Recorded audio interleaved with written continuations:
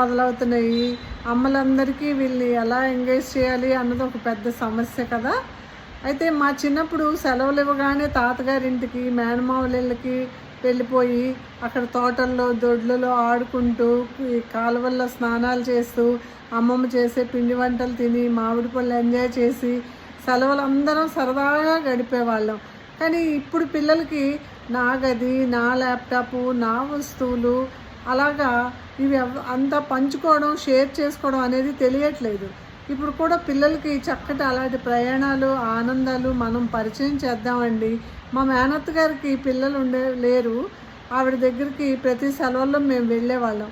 వాళ్ళ ఇంట్లో ఇంతమంది పిల్లలు వచ్చేసరికి సరిపోయే ప్లేట్లు, కంచాలు సరిపోకపోతే మూకుట్లో అన్నం పెడితే ఆ మూకుడు నాకు కావాలంటే నాకు కావాలని మేమందరం పోటీలు పడేవాళ్ళం. మన పిల్లలకి కూడా అలాంటి షేరింగు, ఎంజాయ్ చేయడం అలవాటు చేద్దామండి.